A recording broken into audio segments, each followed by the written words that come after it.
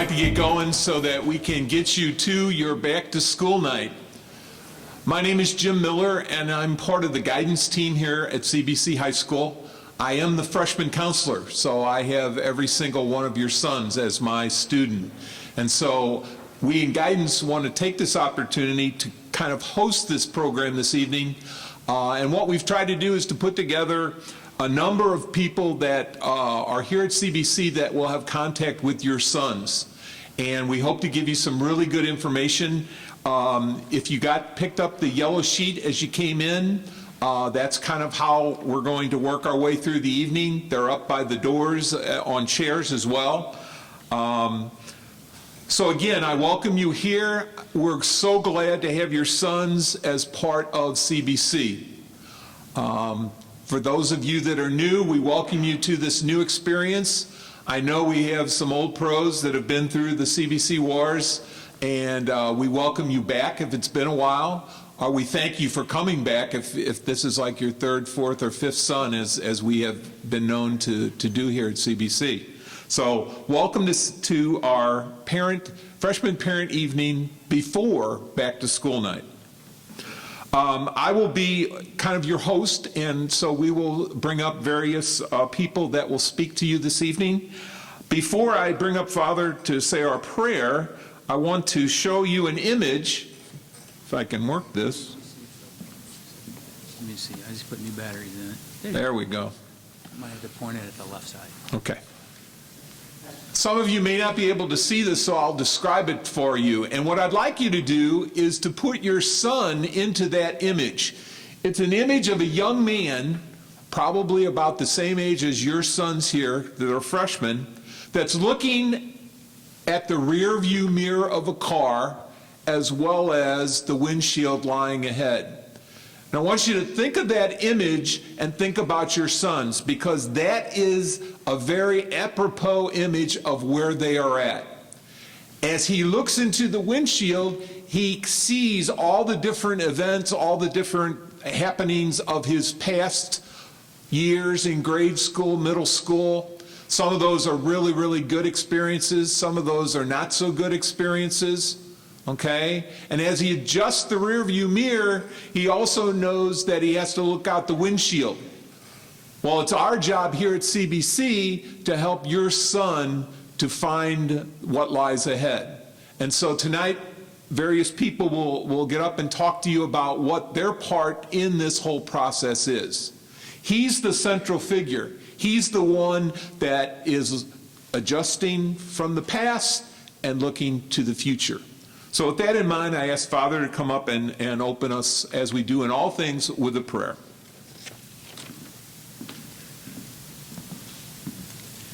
Let us remember that, as always, we are in the holy presence of God. In the name of the Father, and of the Son, and of the Holy Spirit, amen. God, we come before you as a school community with deep gratitude for the tremendous gift of the students that we are privileged to serve. We thank you for their parents and for the kind example that they have instilled in their child and their son to bring him to this moment. We ask for the intercession of Mary and Joseph to bring grace and blessing upon the parents of this freshman class. And we ask the example of our Lord Jesus, who grew in grace and wisdom before God and before people, that the same may be true of all members of the class of 2020. Bless these parents, bless their sons, and bless their time at CBC. And we ask this in the name of Jesus, who is Lord forever and ever. Amen. St. John Baptist de La Salle, pray for us. Live Jesus in our hearts. In the name of the Father, and of the Son, and of the Holy Spirit, amen. It is now my privilege and pleasure to introduce Mr. Mike Kressel, who is the Director of Campus Ministry here at CBC.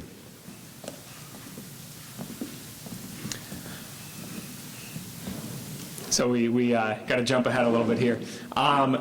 So I want to start with this image. And this is from a statue in Moraga, California, but it's another school similar to ours, St. Mary's College in Moraga. It's a LaSallian school. We are a LaSallian school. as you just heard Father DePorres begin our prayer, let us remember we are in the holy presence of God, and we end with live Jesus in our hearts. And the purpose of that is just to breathe in what we call incarnational theology. It's to recognize the presence of God in all things, the presence of Christ in all things. That is what we are about. Our teaching methodology, our spirituality, is to recognize the presence of God in your sons, in our classroom. So when we say, let us remember we're in the holy presence of God, when we as teachers do, we're reminding ourselves and your sons to recognize that in one another. So that's just so you kind of know what that's about. So some things to be aware of from my side of things. Service and retreat. I'm not going to talk about classrooms. I'm not going to talk about the religion classes. I'm going to talk about the things that are above and beyond. So every year there is a service requirement, and every year there is a retreat opportunity. The service requirement, and all of this is going to be available. I see some people getting notes out. Feel free to write, but all of this will be made publicly available, so you can see this as well. But your son will have to, by the end of this school year, complete a minimum of 16 hours of service, volunteer hours.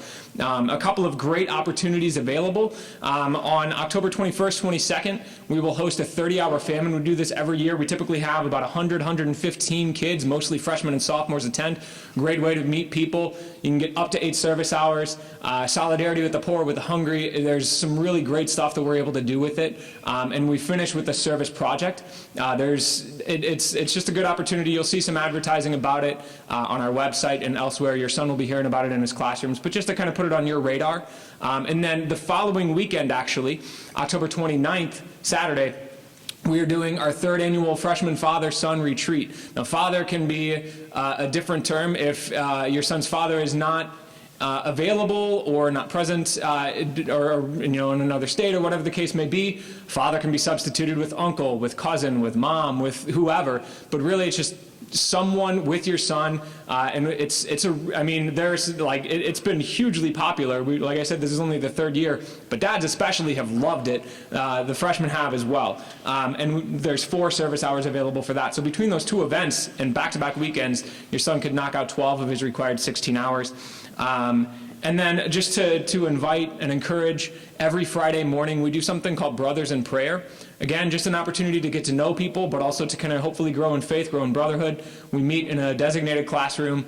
It's made well known to students, but just so you can kind of bug them and remind them, we provide donuts and then just do a little bit of fellowship and prayer to kind of start the weekend off. So just a couple of things, and there's a lot more than that, but for right now, that's as much as I really want to say, and so I will now pass it over to Mr. Walt Kempf, one of the directors of our guidance program, and he's going to tell you a little bit about navigating the role of parenting your son through these high school years. Thanks, Mike. Mm-hmm. Thanks again for being here. We really appreciate it. In 7 minutes, I've been charged with kind of putting an overall framework on parenting teenagers. And I know Jim said some of you are veterans. I'm curious, for how many of you is this first child going through high school? All right. Blessings, and we're here for you. So I have a buddy who's a great parent, and you can see this quote. He was talking to my wife and I a while back, and he said this sentence, and it just stuck in my brain, because I think it epitomizes being the parent of an adolescent. How do you hold someone who doesn't want to be held? He was talking about his teenage daughter, who's a brilliant, wonderful kid, but he was going through this phase. And I think it's typical of parenting teenagers. And so let me do a little bit of background on that. All teenagers at some point around this time of their life experience what I would call a mandate to grow up. They really can't explain it, they can't put words around it, but it's there for them. They know that it's time to leave the things of childhood. And so they move away from those things that remind them of their childhood. These things that you see behind. Those are all, reminiscent of their childhood. And so they move away from those things. And they don't know exactly what they're moving towards. I know this is kind of terrifying, isn't it? They want to move into what they know as adulthood, whatever that is on their mind. Okay? The hallmark movement of adolescence is towards the peer group. They want to be with their friends, whether that's a small group of friends or a larger group. That's where the electricity is, that's where the action is, that's where they want to be. And this is the painful part for parents, as they move away from those things of their childhood, they move away from the one thing that most reminds them of childhood, and that is you. Please understand, they need you. They absolutely still need you. They might think they don't. They might not want you to be as overtly there for them. They still need you. They absolutely need you. But it's different. It's different. Here are some of the potential problems. Their idea of adulthood is very much unlike ours. And they don't have the experience that we have as adults to know how to navigate things. So it's our job to be there. I think we get this. When we think of adulthood, we think, hey, kid, it's a balance of freedom and responsibility. But we might want them to be here, but they want here. They want all the freedom and very little of the responsibility that comes. So again, it's our job to help them out. So what helps? And again, this is a 7-minute talk. So I turned to a muse, Albert Einstein, and I thought, could I hang something on this? So we all know his formula, E equals MC squared. So I thought maybe we could hang a few things on this. So here we go. Expect good things. I've heard parents with this kind of dialogue about an 11-year-old. He's going to be a teenager soon. Oh my gosh, it's going to be terrible. He's going to be a nightmare. Please don't do that. We can expect good things. Study after study shows that adolescence is not inherently disordered. It's not. It's a phase and it's a transition, but it's not in itself evil or twisted. Most kids turn out to be really good people. So we do ourselves a disservice if we expect them and we predict that they're going to be awful, rebellious, spiteful beings. Expect good things.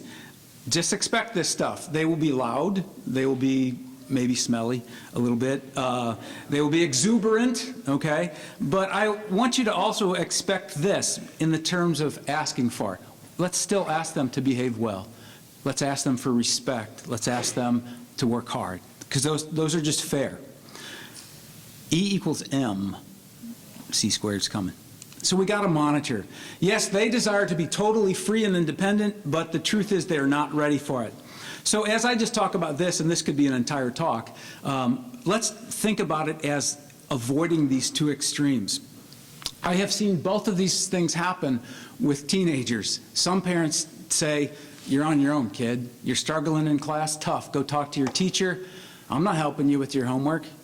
I see that you got Fs. Figure it out. So that's kind of that let's leave little penguin all by himself and have him figure it out. But I've also seen parents that do the other thing, kind of like those mad sweepers on curling. Is that curling? Thank you. Sports directors right down here. So they want to sweep away every feasible, possible danger from their child's life. And both of these things end up resulting in angry kids. So just kind of keep that balance in mind. Just like Mr. Miller talked about, they're looking back at the back window and they're looking ahead. We got to keep that balance in mind. Last thought to leave you with, connect. I'm not a math person, but I know we got an exponent here, so I'm just going to say that means a lot. Okay?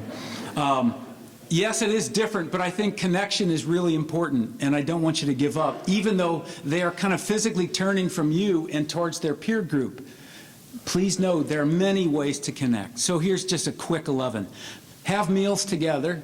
My family's tradition was to, around a meal, say, what was the best part of your day? What was the silliest thing that a kid said in class? And this was in grade school, but we kept that up to the point where my college kids will still ask, hey, Dad, hey, Mom, what was the craziest thing that happened in your day? And we have good conversations. I don't know of any kid that doesn't appreciate a note on the pillow or a text or in the lunchbox saying, I love you. That's good. Drive him and his pals around. You've got another year and a half, 2 years before they start driving. Say, hey man, get in the car. I'll take you and a friend to a movie. It's amazing because they often forget that you're driving because they're so interested in their buddy, and you get to hear all kinds of wonderful stuff. And then after the movie's over, you can say, hey, what? He said that. What was that all about? You're in a great position to have a private conversation. It's amazing. Moms, this is especially for you. It's just weird for him when you hug him on the parking lot. We could go all kinds of levels of Freudian on this, but it's just weird. So just be cool, you know, do that in the car. You get that, oh, Mom. Well, there's a reason for that. It's just uncomfortable. Dads and moms, you know that famous movie, Dad, Could We Have a Catch? That stuff still matters. It doesn't have to be sports. It could be fishing or hunting. Many a CBC kid has said, I love going hunting with my dad, or fishing, or building model airplanes, or whatever. Keep that up. Watch your words. This is big to me because words hurt. They just do.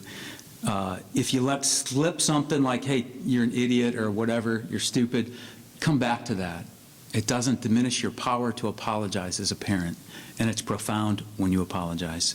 It doesn't diminish your power. Be available. I take my cue from Jim Miller as I was having my kids become young adults. I remember Jim saying, they might want to talk at 1:30 in the morning. That's when you got to get out of bed and talk to them. It's just different, okay? They might get dumped by text at 12:30, and they might spend some time crying, and then they might want to talk to you. Even though it's profoundly inconvenient for you because you got to get out of bed at 5:45 the next day, that's a good time to talk, even though it's tough. They don't want us to give them advice, so try to minimize that. Acknowledge what they're dealing with. At best, I would suggest these words. I've got a thought about that. Not, I've got a thought about that, do you want to hear it? I've got a thought about that if you'd like to hear it. You know where to find me. Kids resent, because they're trying to establish their independence and their own ability, they resent us telling them what to do. It just comes with teenagers. Continue to show up. They appreciate it when you are at their games, when you're at their concerts. They know you're here right now, and they appreciate that. And finally, don't fear therapy. I think, sadly, there's still kind of a stigma about, well, I got to go to the therapist. I hope we don't fear that. I'll fess up. I've done personal counseling and some family stuff at times, and usually I go kicking and screaming. Maybe that's because I'm a man, but it's always been good. It's always been good. Sometimes you just need another perspective and other help. So that's the 7-minute talk on parenting. I'm proud to give it back to Mr. Miller about academics.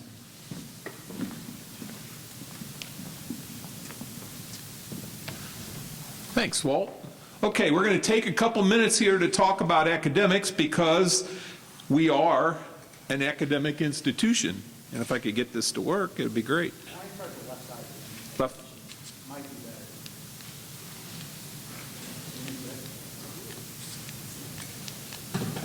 What am I doing wrong? I'm a whiz at technology. All right, we're up. Okay. So I use, okay. So I kind of took a phrase from Nike. I teach a class here in the summer, and I had some of your sons in my class. And basically, it's a get acquainted with CBC, get acquainted with high school, and I throw in study skills as kind of, under the cover deal. But I told them, and I'll tell you, and I got a whole month to work with these young men. I told them if there were one thing, I was only allowed to teach them one thing, this is what I would teach them. In my mind, this is the most important thing about academics that a freshman, not only at CBC, but any high school needs to know. And these are what we call the 3 minimum expectations. Number 1, the minimum expectation is that all assignments that a teacher gives will be completed.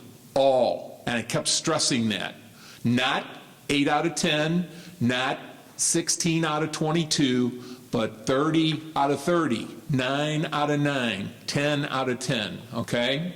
Secondly, all those assignments that you turn in completed need to be turned in on time. And I think that's a jump from grade school, middle school to high school. Now, I've already started calling in your sons, and I've already experienced a couple that have gotten some zeros because they didn't realize that the teacher meant it. And so we had a little talk about that, okay? These teachers mean it. When they say Wednesday, they want the assignment done on Wednesday, they want it completed, okay? And the third element is that it needs to look like you put some effort into it. It doesn't have to be perfect. We don't expect perfection, but we do expect that they will work hard to put their best foot forward. So these three, I told them, as I'm telling you right now, these are the minimum expectations that we have on each and every one of your sons. This will not get them on the honor roll. This will not get them a scholarship to college. This will not get them into elite colleges. This is the minimum. If they want to set their sights on those other things, they're going to have to do and go beyond that. So that's really important for them to understand. Your role in this process, as Walt so eloquently put it, is to monitor. And that's a great word, because that's exactly what we would ask you to do.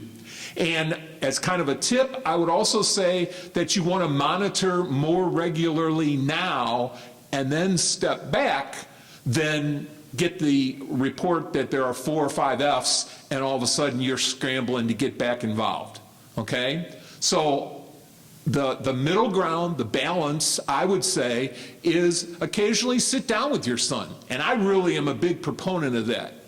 I don't think you need to look at his grades without him there. As a parent, I would suggest that he's right there when you look at those grades and you develop a conversation about that, okay? That, to me, it leads to good conversation. Okay? It helps them to understand your expectations. It helps you to understand where he's coming from, some of the pressures that he's under to get all this done. I just think it's a great idea to sit down together and to monitor the grades. If there are struggles, there are so many wonderful people here at CBC whose sole job is to help your son. The chaplain, the administrators, the coaches, the counselors, the mentors. They're in an advisory. They're advisors. They're in an advisory with older students, and I've been going into the advisory to talk to the freshmen, but I always plug these older students. These students that are in the advisories are the cream of the crop here at CBC. They are some of our most successful students. And I tell them, listen to these guys. They've been through this. You guys haven't been through this yet. Listen to what they have to say. Be smart and take their advice. Take your advisor's advice. Okay? So there are lots of really good people that want your son to succeed. Don't be afraid to call a teacher. Don't be afraid to call the advisor. And please don't be afraid to call me or email me as his counselor. Okay? A lot of times my job is to direct you to the right people and to help facilitate that the problem is corrected. And that's exactly what I'll do. Okay? So don't be a stranger and don't hesitate to call. The last thing I want to say about academics is I really want to put a strong plug in for this program that is on September the 12th at 6 p.m. This is an excellent program. I hope that everybody can come, because it is a program that will help you as parent understand how to monitor your son's grades. We will literally walk you through the process. Okay? It's an awesome event. I strongly encourage you to come, especially if this is your first experience of Blackboard and looking at your son's grades. Maybe for some of you that have been through these wars, you know how to do it, but especially if you're new and you've never done this before, this is almost a must-see TV, okay? So big plug for that. Okay, so with that, I'm going to turn the program over to Mr. Jim Brockman, who is the heart and soul of CBC, our Energy Central man, and my former student. Hey everybody, great to have everybody here. Thank you so much for coming. Not really a microphone guy, so my fortunate thought is something that's pretty important. Walt and Jim are hard acts to follow though, but they both have already hit on it, but I want to reiterate it. When Jim showed the first image, and we're going to use this image right here, This idea, and that is this class, it's the class of 2020, Yellow Community. You might recognize some faces in there. That's from freshman orientation, and this portion is called Don't Drop the Rope. All right, it goes very similar to what Jim said with the image of the windshield in the rearview mirror. It goes right along with what Walt said in terms of our guys pulling away.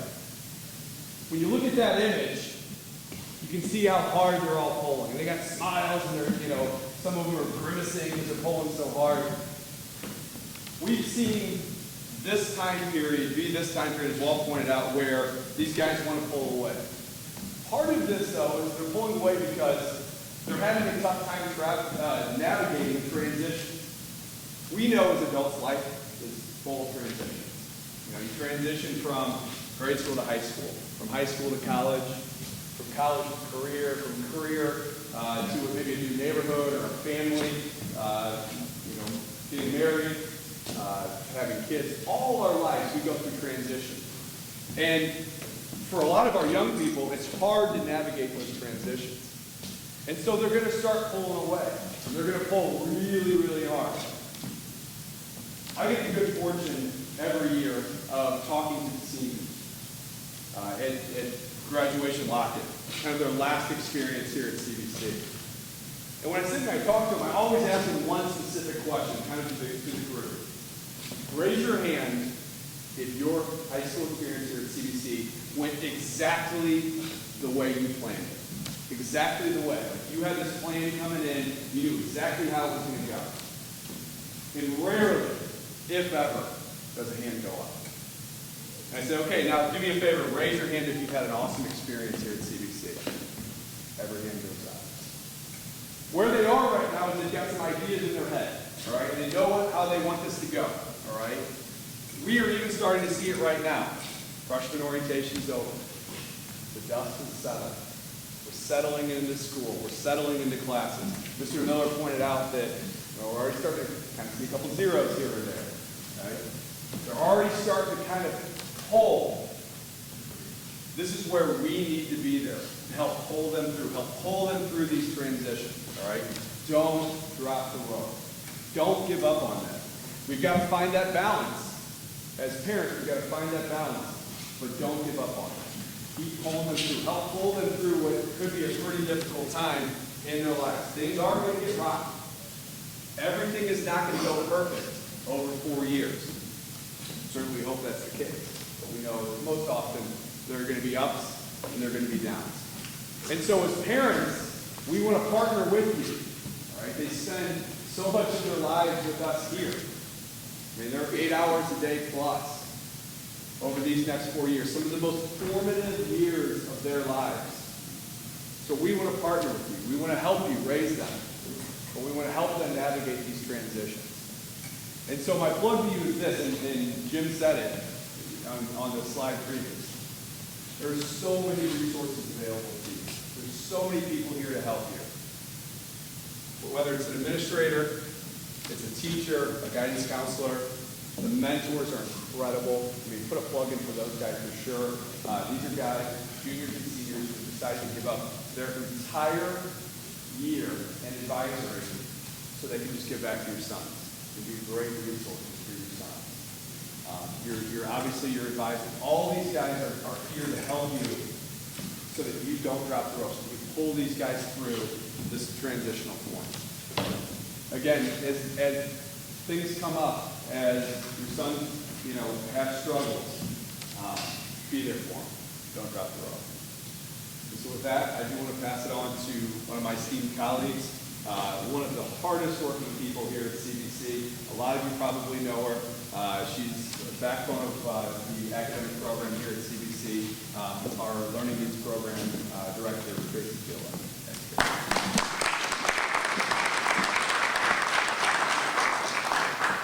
Thanks. I'm going to pick up the talk about academic resources that are here at CBC for your sons. And as Jim mentioned, not dropping the rope, we want to encourage our kids to keep holding the rope too, because they're going to be the ones to help pull them through this transition and on through their 4 years of high school. Some of the general academic resources that we have for all of our students are obviously our hardworking individual teachers. They put in a lot of time, meetings on the front end and the back ends of days, along with curriculum planning and grading papers and things, but they always, always, always have time for your kids. And so kids need to reach out, and they need to seek out that help, that personal attention if they're feeling like they need that. And they can do that either by direct communication with the teacher before and after class, or they can send emails to set up time to meet with teachers. Because our teachers are busy and active before and after school, sometimes it might take a day or two to figure out a time that's going to work for both groups of people to get together, but it can happen. Also during our office hours time, which is during advisory, teachers can meet with students as well. So just encourage your kiddos to reach out to talk to their individual teachers if they're struggling. The Learning Resource Center is a wonderful space for our kids, and we're unique at CBC in having this space available to our students. It's open to every student in the school. It's on the second floor just past the library, and it's open before and after school. You can see the times there. It's open on gold days as well, on office hours time and activity period, and it's always staffed with 2 people at least, if not more, during those times. And basically it's for academic help. That's one of the primary goals of the Learning Resource Center, is so that kids can drop in, bring their questions if they have questions on assignments, if they need study strategies, organizational tips, they can come in for that information as well. And then those staff members will work with them during that time. It's also our testing room, so if students are absent and have missed a test, or if they're testing outside the classroom for some reason, that's the room that they would report to as well. We also have specific academic resources that actually require a little bit of work to get connected with, and one is our popular National Honor Society student tutoring. These are, right now, we've got seniors that will start tutoring in the next couple of weeks, and once we get the juniors inducted, they will be available as well. The way a student who needs academic assistance can get that support is just to seek out a form. They can get that form from me, they can get that form from Mr. Miller, or any of the other guidance counselors have these NHS tutoring request forms. The student who needs it would fill out the form indicating what subject or 2 they want help with and what times they're available, and then I coordinate that program and connect them with that NHS tutor who has the same time available and who has expertise in that subject. And they meet once or twice a week for about 25 to 30 minutes each time. And it can be a wonderful way for a younger student to have an older student, not just maybe for that subject, but also to become like a big brother and a bit of a mentor through some of their high school experiences. So if you have a young man right now who might need that kind of support, encourage him to find one of us so that he can get that NHS tutoring form, and reach out to me or Mr. Miller if you need help in figuring out how to get him up there to get that form from us, and we'll help you with that. We also have professional fee-based tutoring here at CBC, tutorial support services, and so we do have parents who've already contracted for that service, but if you feel like that's a step that you want to take, you can certainly contact me to find out more information about that. And then we do have students that have special, unique learning needs, and I run the Learning Needs program. And so if you have a student who does have learning needs and you've not disclosed that information, but you think that they might need that extra support or accommodations while they're here at school, please let me know so that I can talk with you a little bit more about that and find out maybe what we can do to help support your son here at school. We also have a program that's school-wide. It's called Response to Intervention, and we provide additional support for all students who may be underperforming academically. One level of that support is subject-specific. So if a student takes a quiz and doesn't do really well on that particular quiz, and we know that that's a very important skill for them to know before they move on into the other skill areas, then those teachers in those areas might expect that student to report to a particular room, to relearn that content, retake the quiz to demonstrate that they have the ability to understand that material so that they're not falling further and further behind. The other more global type of concern might come when a student is just underperforming maybe generally and overall. And so we do a 3-week grade check. And for freshmen, if their grade point average is 1.75 or lower, they will report to a particular room that's staffed by 5 core curricular teachers for academic intervention for a 3-week interval. And then once that 3-week interval is up, all the kids' grades are checked every 3 weeks. And if by then that grade point average has come up and it's above a 175, then they're no longer in that academic recovery space, and then they're good to go. And then everybody's checked every 3 weeks, and maybe new students pop into that room. Maybe a student needs more than 3-week intervention, so he might be in there for 6 weeks or more. But we just want to let you know that we provide an awful lot of opportunities for academic success and recovery here. And if you ever need any direction or clarification on what we're doing to help your son, please reach out and ask somebody, because that's what we're all about, and we want them to be successful and a great part of our community. So welcome, everybody. And I'm going to turn it over to our Dean of Students, Jeff Meyer, and he's going to talk about student life here.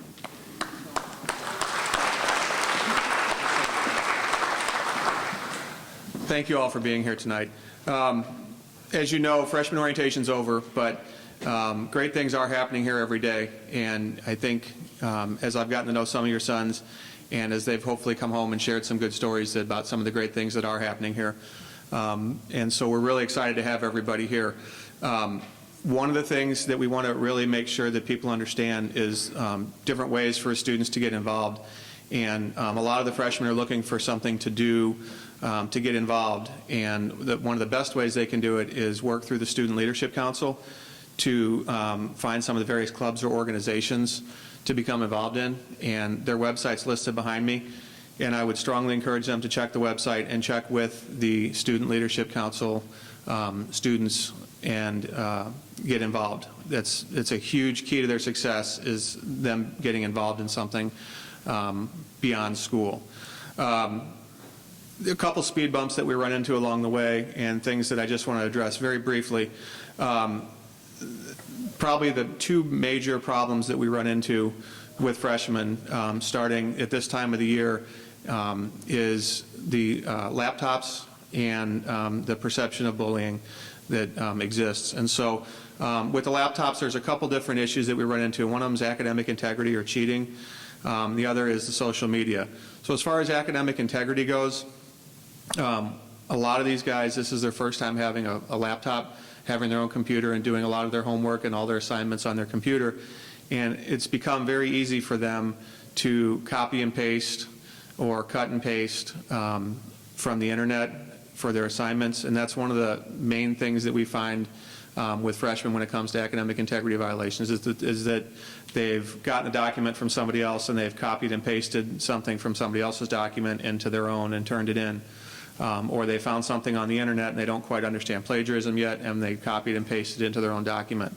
So this is something just to be aware of and maybe talk with your sons about, because they don't want to end up sitting in front of us for an academic integrity violation for something that really could have been prevented through a little bit of education. So we're trying hard to educate them as well as far as what's expected and what's not appropriate. Social media, I cannot caution you strongly enough to somehow monitor your kids' social media accounts. I'm a father of 2 kids here. I have a sophomore and a senior, and I'm not their friend on Instagram. I don't get their Snapchats or anything like that, but I do have access to their accounts. If I want to see it, I can see it. And if I want to see their phone, I pay the bill, so they can give me their phone and I can see what's on their phone. That's the way I choose to do it as a parent. However you choose to do it, I cannot tell you how strongly you need to encourage them to be careful with what they post. Everything they put out there can be seen by somebody else. You guys know that. But what happens is when it becomes a school issue or when it gets brought to the school's attention, then we're obligated to act on that. It's already happened once this year where something's been put out on social media by a CBC student that was inappropriate, and we've had to take action. So I just cannot encourage you to strongly talk about this with your children and make sure they understand the dangers of social media. The other thing I want to discuss a little bit is bullying, or the perception of bullying. We say we're a bully-free zone, but I'm not naive enough to think that bullying doesn't happen here. Mostly what we see, especially at the freshman level, is these kids are new and they have all these new friends and they're sort of jockeying for a position now, and they're trying to find their place at CBC. And do they want to hang out with, this crowd over here at this lunch table, or do they want to hang out with these guys over here that are athletes, or do they want to hang around the theater performers, or who do they want to hang around? And they're jockeying for a position. And so it's very prevalent that some of this bullying or the teasing occurs. By the time they get to be seniors, a lot of them realize what they did as freshmen was inappropriate, or it wasn't right, it was mean, and some of them have apologized on senior retreats that we found. For us, sometimes some of this is really hard to catch because a lot of it is very subtle. Sometimes it happens in between classes or in the locker room. A lot of it happens via social media. And so it's really important that kids come forward and tell us when something's going on, because if we don't know about it, there's nothing we can do about it. Once we find out something, we address it very quickly, and we generally take care of the problem right away. But we have to know about it first. It doesn't do any good when a student comes to us and says, well, this has been going on for 8 weeks. Well, if we would have known about it 7 weeks ago, we could have handled it before it got any worse. So it's really important for your sons to come forward if any of this is going on. And again, there's a lot of adults here that will help you and help your sons, including the administration, the teachers, the counselors, the freshman mentors, their coaches, their co-curricular moderators. Anybody here in this building will help because we really don't tolerate it here. One other thing we really encourage these young men is if they're an observer, we encourage them to be brave about reporting something if they see it happening, because the person who it's happening to may not want to report it, but if your son sees something going on that he knows isn't right, we encourage them to report it. And to that end, we have an anonymous reporting service that they will be talked to about. I think in a couple of weeks we talked to them about this anonymous reporting service. It's accessible via Blackboard, and it is truly anonymous. It's a web-based reporting system. So if they see something and they report it, we have no way of knowing who it is that's reporting it unless they choose to leave their name. So we'll follow up on all reports, but it's important they know that this service is available. Okay? With that, it is my honor to turn over to Dr. Rocky Streb, our Director of Athletics.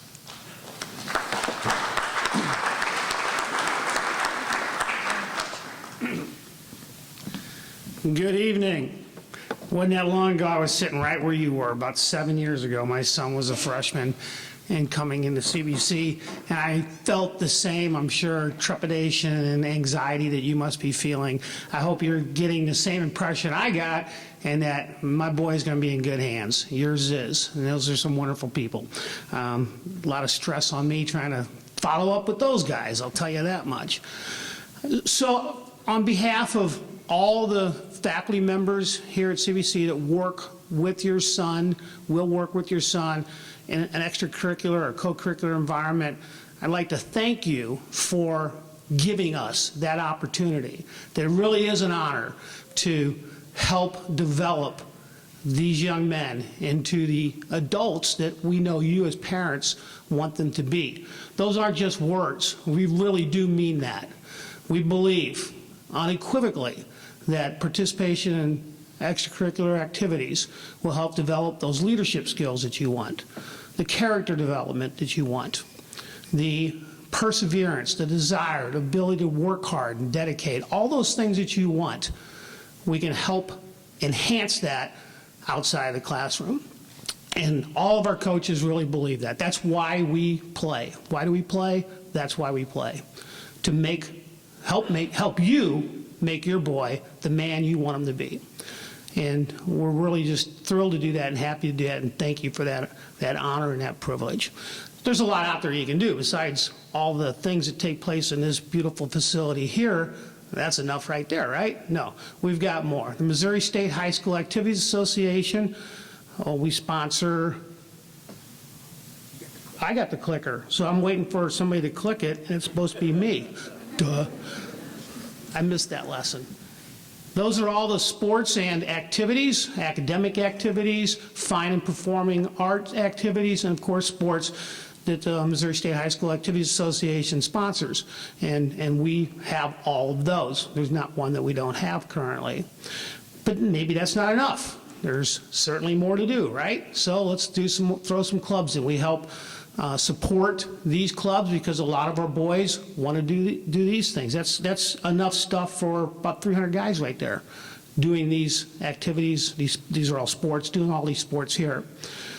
So in short, there really is something for everybody. Even if you can't be in the play, you can be the light technician, the sound technician, build the sets. Even if you can't play a sport, you can be a student assistant and help keep score and things like that. So there really is something for everybody. We feel like our activities, our co-curricular activities are so important, and Walt talked about the movement from childhood to adulthood. Where's the structure? One of the places that the kids can find that scaffolding to help get them from childhood to adulthood is going to be through extracurricular activities. It's going to be sports and the activities that they're involved in. No doubt about that. So while it might be more fun, a 15-year-old kid will probably say this, it might be more fun to play lacrosse than balance chemical equations. We got to have an academic focus in everything that we do, and that includes our activities. Kids will not be allowed or permitted to participate if they are on academic probation. Even if that's just a carrot on the end of the stick, it's really doing them a favor, as you well know. We got to keep the academic focus. So Tracy talked a little bit about response to intervention. If a student is on the academic probation list for at the end of a semester, that next semester he can't participate in activities. So we really impress upon them to keep their grades up, not just for the ability to participate in high school, but a lot of our guys want to go to the next level. And this slide here will hopefully give you a visual on what that really means, how hard that really is. If you're the best baseball player in your school, that's great, but you better be in the top 6 of every 100 kids that play baseball on the planet if you want to play in college. Making it to the next level, you have to separate yourself from everybody else. With over 500,000 kids playing college basketball, what are you going to be able to do that makes you different? Not everybody's a Jason Tatum. Even Justin Tatum isn't a Jason Tatum. Sorry. Not everybody has those physical skills. How are you going to separate yourself? I just talked to the sophomores about this, and I said academics is the way you do that. If I'm a college coach and I have limited resources and I'm going to invest them in an athlete, I'm going to invest them in a kid that I know isn't going to get in trouble, and I know I don't have to worry about him academically. Separate yourself there. So we talk a lot about that, and that is very important. It's hard to get to the next level. If that's what you want to do, quit playing in the gym and all that so much and get in and do your homework. That's important. The other thing is you can't even play at the NCAA level, Division I or II, unless you've met really pretty rigid academic standards, at least they are now for what they used to be. The saying for the NCAA now is 2.3 or take a knee. If you don't have at least a 2.3, you're not going to be able to accept a scholarship, and you're not going to be able to play at the next level.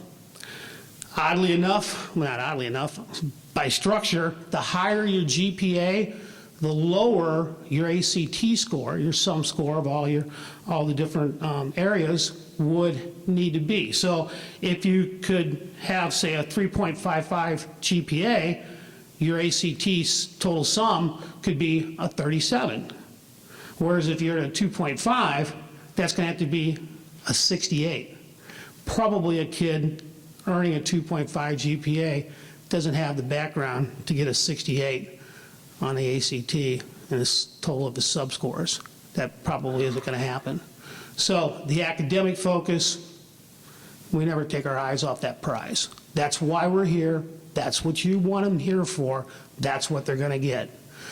As I said, here at athletics, here at CBC in the athletic department, we are truly honored and accept the awesome responsibility that we have to work with your sons. So I'm going to move the microphone up a whole lot and introduce our Director of Diversity, Jason Tatum's father, Justin Tatum.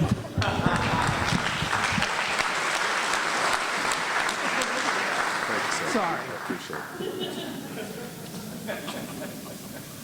Thank you, Rocky. I didn't think I needed that high, though. Appreciate it. Good evening, everyone. I'm Justin Tatum, Diversity Coordinator here at CBC. I'll be real brief. About 5 years now, we've started the Diversity Club here. Just like we talked to all the activities and clubs, we wanted to start it just for our kids who are non-athletes, people who want to make sure they just can be somewhere and be found and just have friends and have open conversations. We try to explain to them it's not always about black and white, anything like that. It's about tall and short, non-athletic, big hands, little hands, whatever the case you want to have. But we welcome everybody to the Diversity Club. Here at CBC, we are very diverse, very diverse. It's not working? Which one? The side one. There you go. The wrong way. Okay. We have kids from over 206 different schools, 87 zip codes. So you can imagine where all these kids are coming from, and some just want to be in a place to where, hey, I know where you are, or let me learn about your parish, or let me learn about your school. Diversity clubs definitely help that. Our mission statement here at CBC is Christian Brothers College is a Catholic LaSallian high school preparing young men of diverse academic, social, racial, religious, and economic backgrounds for college and for life. And that's what we want for all our kids. Now, that's the real world out there, and here at CBC, we practice that every day. Lastly, well, our goals and objectives. We practice LaSallian cores and principles: faith in the presence of God, respect for all persons here, inclusive community. We're very tight here. Quality education. I say great education. I'm an alumni here, and that definitely helped me out being here. Concern for the poor and the social justice. We do a lot of things as far as turkey giveaways, giving back, and being part of the community here. But we cannot do that without the faculty showing up every day, the students, the alumni, and the parents. So we need everybody involved. So if you have your kids and you know they want to be a part of something, please look into the Diversity Club. I want to bring back Jim Miller. Thank you. I'll keep it now. Thank you very much.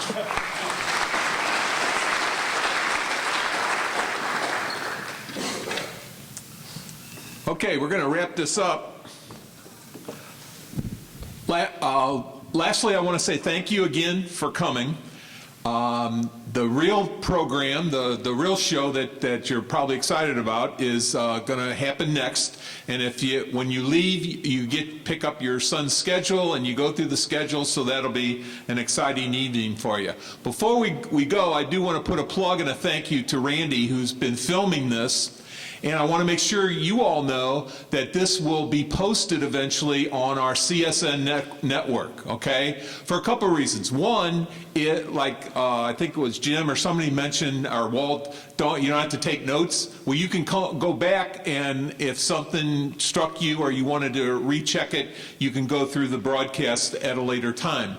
Secondly, I'd like you to plug it for those of your neighbors and people that you know that may not have been able to come this evening. Let them know that it eventually is going to be on the CSN and that they can spend 45 minutes taking a look at what I think was a wonderful program.